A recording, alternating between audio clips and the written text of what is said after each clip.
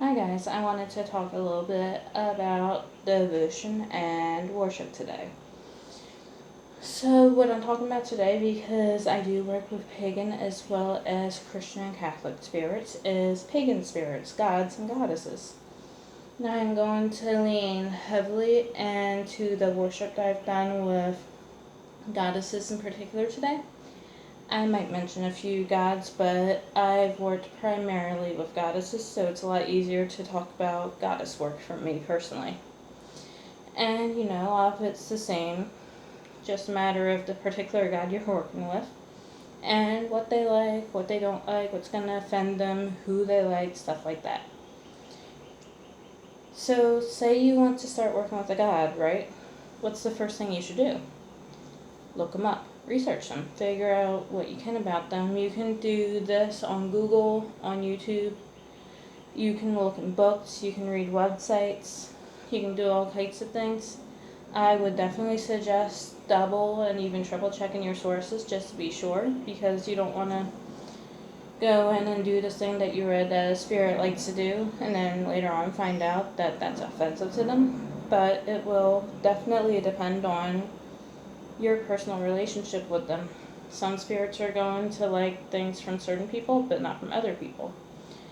For me personally, Aphrodite absolutely loves peanut butter and anything associated with violence. I know those are two different things, but that's my point. Now, for many people, they find that Aphrodite does love peanut butter.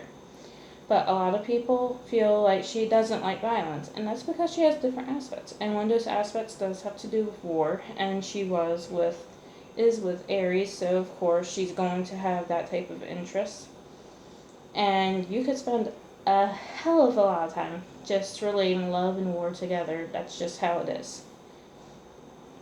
Now, I don't say spend all your time researching, because if you're just researching, you're never devoting any time to that spirit. So what I do personally is I read a little bit, I get a little bit of a feel. I don't feel like I'm an expert in the field of that god or goddess. And then I do a little prayer. And it's just, my prayers are very informal when it comes to the pagan gods. It's like, hey Aphrodite, so I have a lot of interest in getting back to you and working with you again. I know that we've left things in the past, but I would love to start again. Here is some honey, some chocolate, whoever it is that you want to offer to her. And say, I hope that you enjoy this, and I hope that we get to work together again. And then I end it personally with her, with I love you, but you don't have to do that, and it depends on the spirit too. If you don't have a genuine connection with them yet, then you probably don't love them yet. So in that case, I just say thank you, I'm grateful to you, something like that. You can say so mote it be, or blessed be if that's what you like. You could say amen if that's your thing. I know a lot of pagans don't like saying amen or associating Christianity at all in their practice, and that's fine. You can do whatever feels right to you. Experiment a little, see what works for you. Now, if you're someone who's already gone through the beginning steps of a relationship with a god and you are finding you want to do more, what happens then is, I'll go through what happened for me, because for years I was a devotee of Aphrodite. And before I devoted myself to her, I did a tarot reading, because y'all know I love tarot. I love cards, it's just my thing. You could use a pendulum, you could wait for a dream, you could do whatever, you could just go on a feeling. And I asked her about devotion. How would you feel about it? Would you be okay with it? How should I start? What would you like? Stuff like that. And when I did that, she had a very resounding yes. So I devoted myself to her, and I worked with her every day. Now with her, what a lot of people experience is that she's happy with just talking. You don't have to do much more talk. She just wants to spend time with you. She's a goddess of love. She loves spending time with you. She wants to hear from you, hear about your day, hear about what you love, hear about what you don't love, what you want, what you don't want, your fears, stuff like that. So that's what I did for a lot of the time, but I did do my best to give her offerings as often as possible. Whenever I had coffee, I would set one out for her as well to have for a few hours. Or same with tea, something like that. I would give her chocolates. Whenever I baked something, I would give it to her. I have Valentine's Day cookies that I make every year for Valentine's Day, and I would offer her a few of them. I would ask her for favors, and I would talk to everyone that I could about her, because for me, that was a big part of devotion, was just sharing my love for them, especially for a goddess of love. Because are you ashamed of someone you love? No. And I mean, it's completely different if you're someone who can't, because you gotta stay hidden with your pagan devotion, because I know a lot of people are like that. That's fine. You don't have to do anything that puts you in danger. You could write letters. I did a lot of that personally. You could draw pictures. I made a painting a few years back, basically of a heart, and I named it like Through Heaven and Hell. And it was devoted to her, because that's how she was with me. She helped me so much. She helped me to find that I was meant to practice DBT for therapy. She did all types of stuff for me. And no matter what, no matter how lonely I was, whoever left my life, she was there for me. She really was, and she helped me through the worst parts of my life. She had blessed me, and I'm so grateful for her.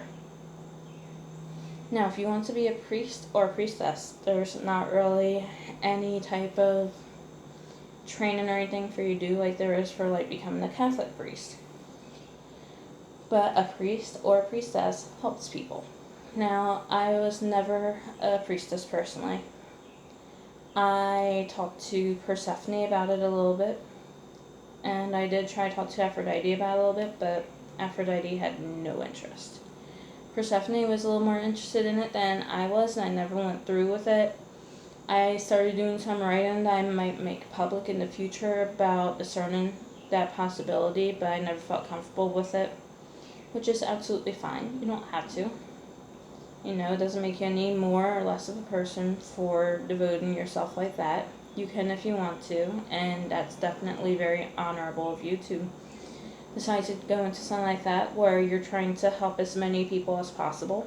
And you know, it's no rush. You can decide at any point.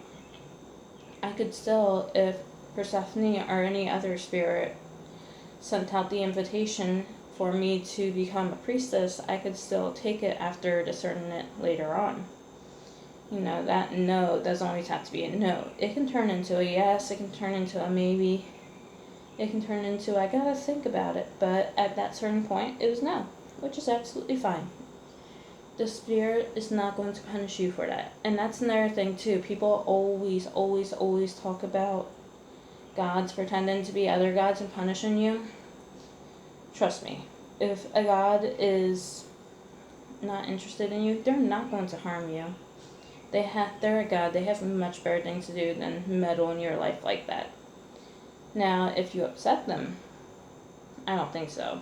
Unless you do something extremely bad, they might just give you the cold shoulder. And I think that's all. Is it? Yeah, I think so. So I hope this helped you guys, and I hope that you were able to connect with the spirits you want to connect to. And that's all I have for you guys today. Bye.